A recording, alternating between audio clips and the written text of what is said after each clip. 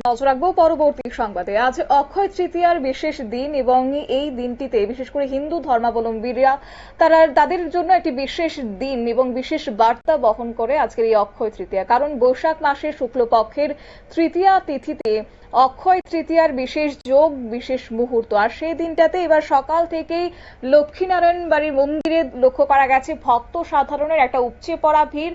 শুধু তাই নয়, একই সঙ্গে সকাল সকাল লক্ষ্মীনারায়ণ বাড়ির মন্দিরে পূজা অর্চনাও যেমন হয়েছে, ঠিক তার অন্যদিকে হালখাতা যাত্রা হয়েছে।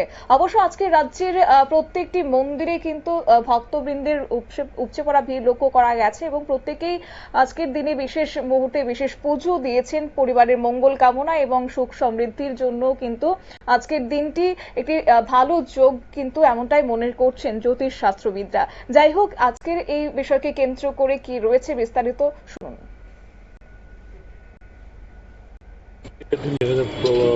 সকালবেলায় প্রচুর ভিড় মন্দিরে, হালখাতা সেদিনটা যাত্রা করা কেন? অক্ষয় তৃতীয়া একটা শুভ দিন।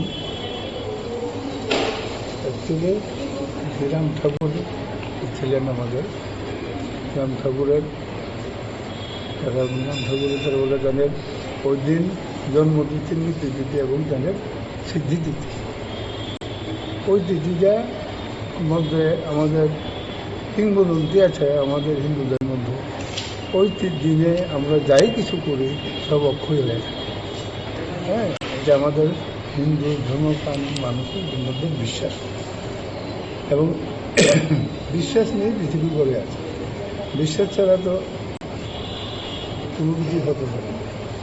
সুতরাং ওই দিন আমরা আমাদের যত রকম শুভ কাজ করি। অনেক পয়লা বৈশাখ যখন বছর প্রথম দিন আমাদের যেরকম শুরু হয় শুভ কাজ দিয়ে, যাদের বিভিন্ন রকম অসুবিধা থাকে বা না অসুবিধা থাকে, ওই অক্ষয় তৃতীয়ার দিন ওই কাজটা তারা পূর্ণ করে।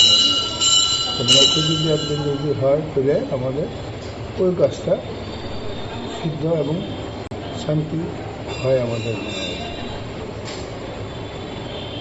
যার জন্য অক্ষয় তৃতীয়ার দিন আমরা মা বোনেরা তারপরে যাদের স্বামীর মঙ্গলের জন্য এবং সংসারের মঙ্গলের জন্য ঠাকুরের কাছে প্রার্থনা জানায়। আর ব্যবসায়ীরা ওই হালখাতার একটা ব্যাপার আছে, ব্যবসায়ীরা ওই অক্ষয় তৃতীয়ার দিনটাকেও বেছে নেয়। ওই দিনটাতে যাত্রা করলে তাদের ব্যবসা সুন্দর হবে, শুভ হবে, ব্যবসা ভালো হবে। ওই আশা নিয়েই আমরা সবাই অক্ষয় তৃতীয়ার দিনটা সুন্দরভাবে পালন করি। আপনারা শুনলেন পুরোহিতের বক্তব্য। অর্থাৎ বিশ্বাস করা হয় এই তিথিতে পুরীধামে জগন্নাথ দেবের রথযাত্রা উপলক্ষে রথ নির্মাণ শুরু হয়। অক্ষয় শব্দের অর্থ হলো যা ক্ষয় প্রাপ্ত হয় না। বৈদিক বিশ্বাস অনুসারে এই পবিত্র তিথিতে কোনো শুভ কার্য সম্পন্ন হলে তা অনন্তকাল অক্ষয় থাকে।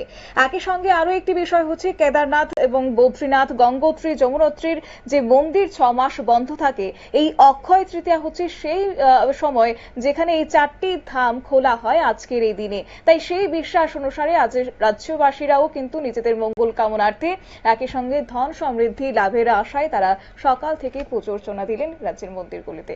নিয়ে নিচ্ছি ছোট্ট একটি বিজ্ঞাপন বিরতির সঙ্গে থাকুন।